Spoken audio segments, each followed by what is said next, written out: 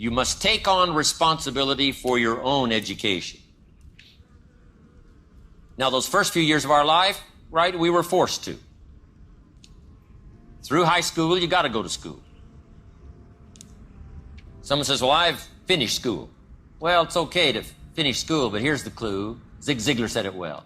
Don't finish your education. Education is a lifetime matter. Education goes on and on. Education gets you a job. Self-education gets you rich. Formal education make you a living. Self-education make you a fortune. So I'm asking you to do like you're doing today. Never cease your quest for knowledge. Develop a thirst for ideas that can be life-changing, and then pass it along to your children. What's been so exciting for me, ever since I learned this stuff, I also learned ways to pass it along. The problem is not lack of information. The problem is simply we don't do the information that's been handed to us. Simple stuff. An apple a day keeps the doctor away. Anybody can do it. But what's easy to do is easy not to do. Or the guy messed up the saying. The guy says a Hershey bar a day. You say, no, you've been watching too much television. It's not Hershey bar, it's what? Apple. And if you lack the refined intelligence, and you go for the Hershey bar instead of the apple, then you got to put up with your own poor health. It's nobody's fault but your own.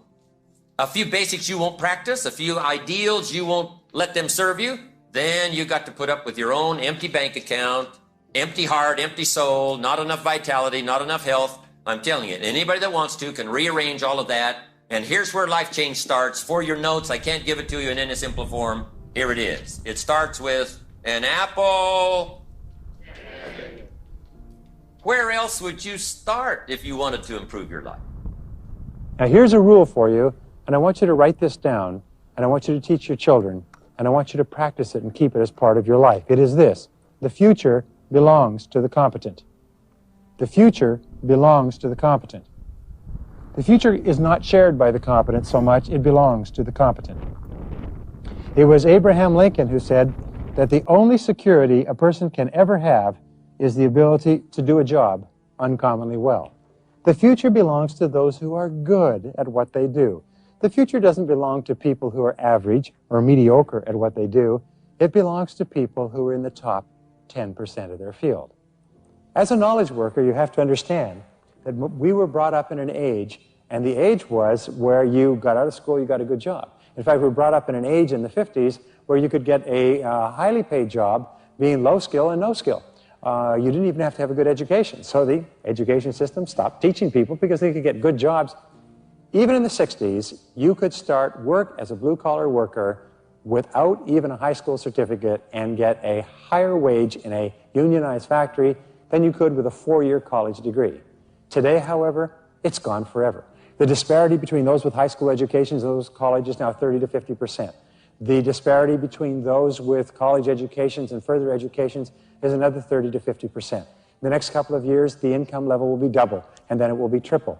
In America, we say today, what is happening is that the average wage is declining. No, that's not true. The average wage amongst those people who have no skills, low skills, and who cannot read is going down or staying fixed. But the average income amongst those people whose income is higher and who are continually developing their knowledge and skills is going up every year. The fact is that the top 20% are not making enough more faster in order to offset the declining wages of the bottom 80%. Your question is, what group do you want to be a part of? And you really have no choice. Key phrase: up front, the decisions are easy.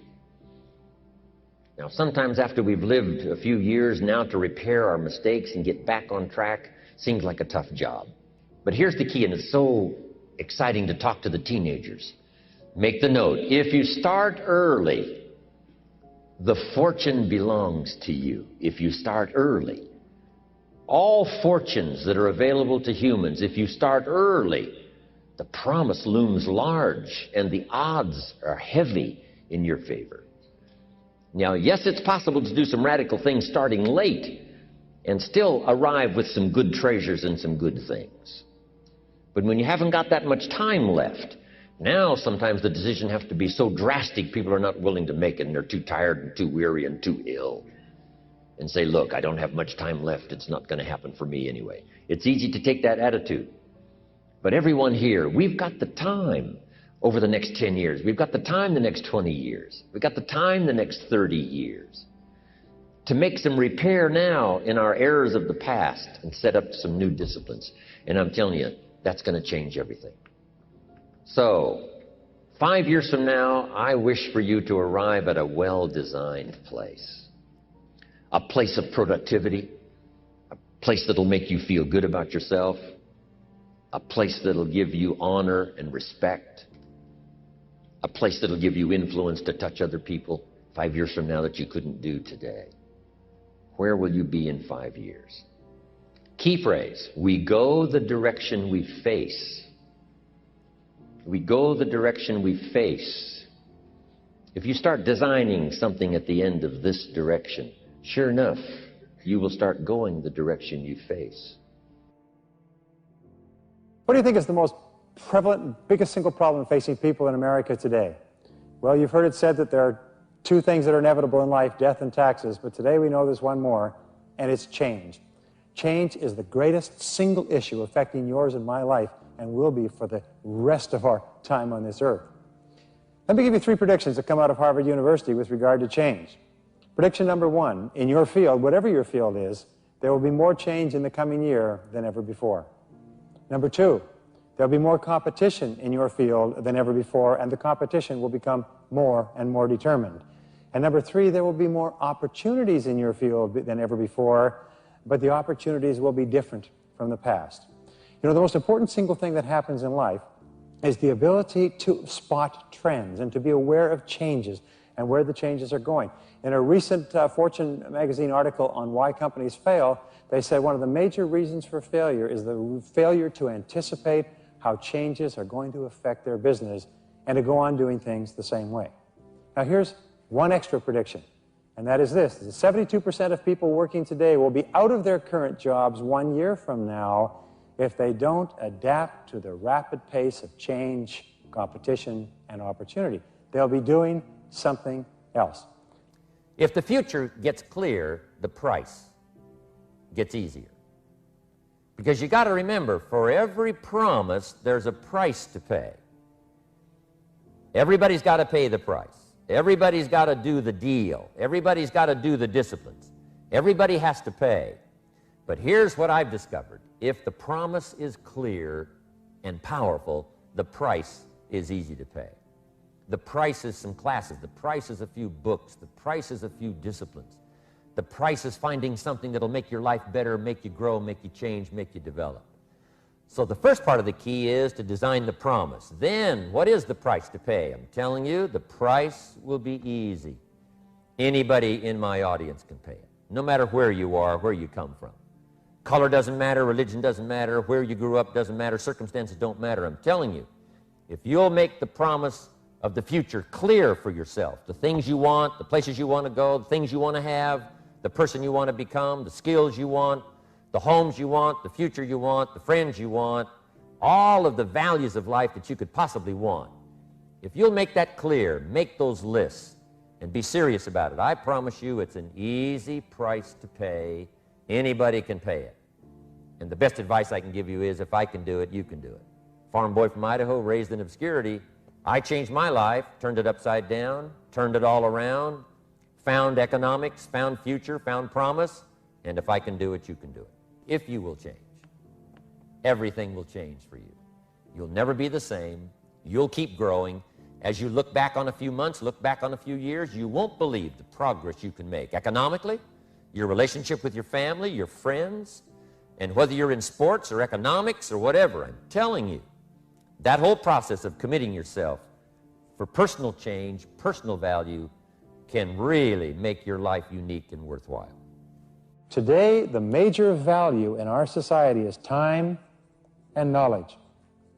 For all of human history, value has been contained in land, furniture, fixtures, capital, labor, raw materials, factories, plants, and so on. Today, a factory can be rendered obsolete in a year by new technology. Today, an entire area can become economically distraught by the moving out of an industry or the collapse of a basic resource. Today, value is time and knowledge. Knowledge means the ability to know how to do things and get things done, and time means to apply that information in a timely fashion.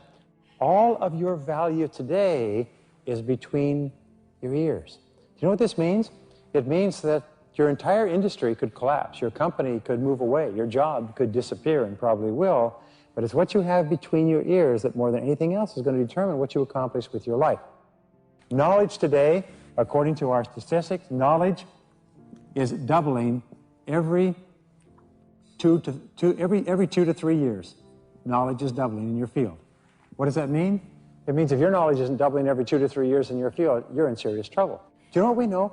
That an engineer who comes out of school today, 5 years later, is becoming obsolete. 10 years later, can be totally replaced by a brand new engineer, because the brand new engineer is learning technology and skills that the engineer who graduated 10 years before simply doesn't have at all. So therefore, if the young engineer is not constantly keeping up with the skills, after 10 years of experience, he can be obsoleted out and replaced by someone with 1 year's worth of experience who's got a fresh education. Work harder on yourself than you do on your job. Develop the skills. Learn the lessons. Take the classes. Absorb all that is being taught to you these days. And then later on, of course, you can sort it out, what's valuable to you and how to refine it for your business and for your life and for your future. But the main thing is to get it and start this process of personal change, personal development. There isn't any of us that can't get better. So turn on this whole idea of personal development and personal growth. That was what my teacher shared with me that changed my life. I'm telling you, for things to get better, you got to get better. Don't ask for it to change out there. Ask for you to change here. Don't ask for a more favorable wind. We call that naive. Don't ask for better seed, better soil. This is the only planet you got.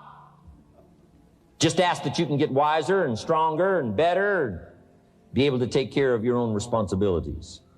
Get better. What happened over the course of human history is that it took us several thousand years of evolution, going back thousands and thousands of years, where we went through the nomadic age into the agricultural age. For several thousand years, what we did is we basically farmed. Now, in about 1776, with the development of the steam engine, we moved into the industrial age. Now, the industrial age was considered to be the most remarkable age in the history of man. It led to incredible urbanization, incredible, eventually unionization. It led to the development of modern countries and modern societies, the development of modern cities.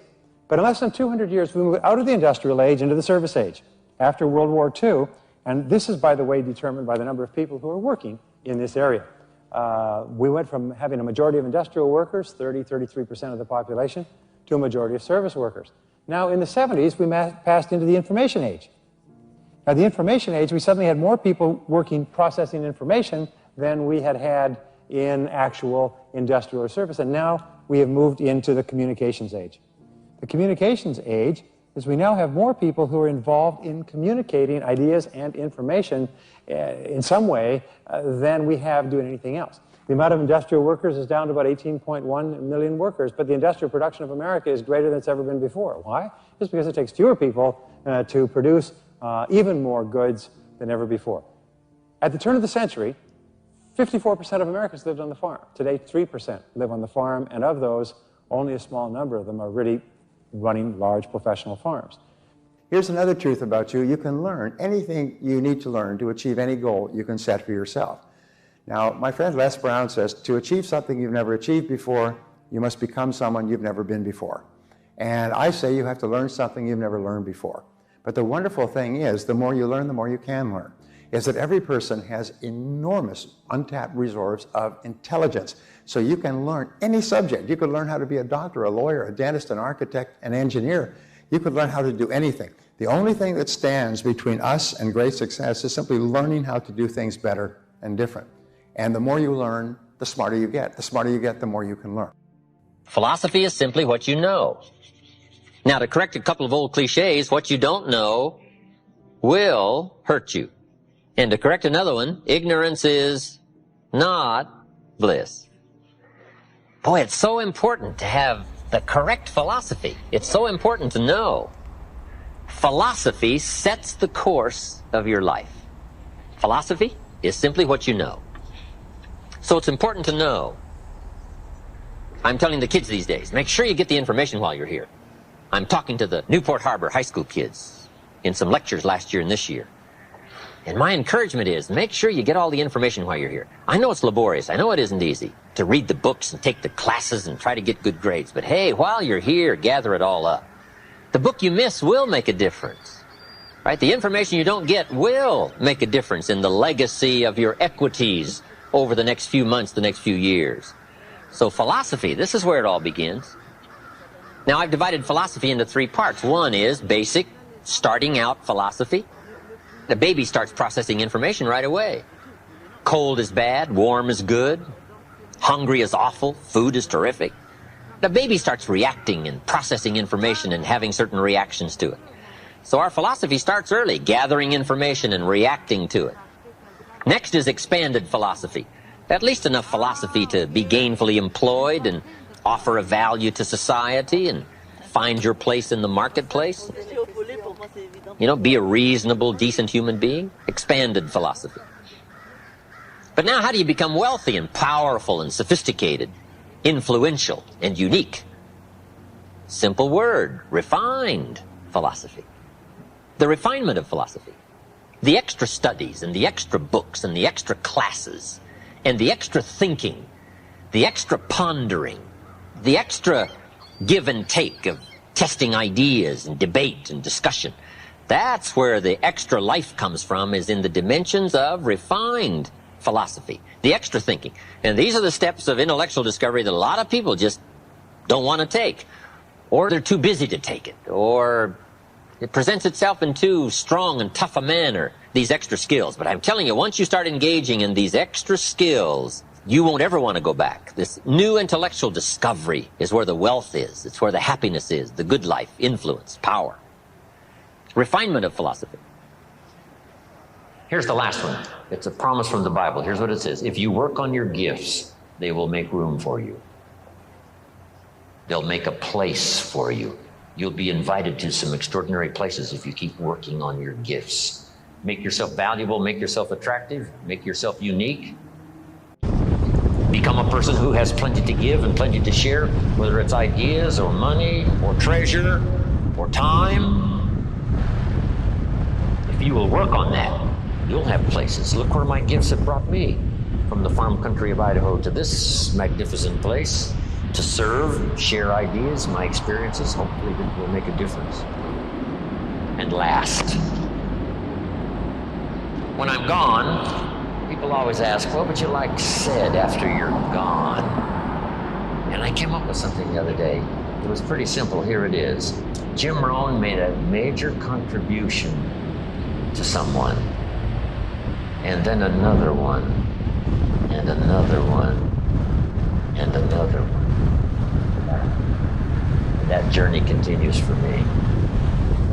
So if you've got my name on your notes, which hopefully I'm sure you have, when we leave here, I go with you, these notes, all the experience that we've had. But I promise you this, as we leave here, I will not leave you behind. I'll take you with me in my thoughts and in my heart. Let others lead small lives, but not you. Let others, cry and whimper over small hurts, but not you.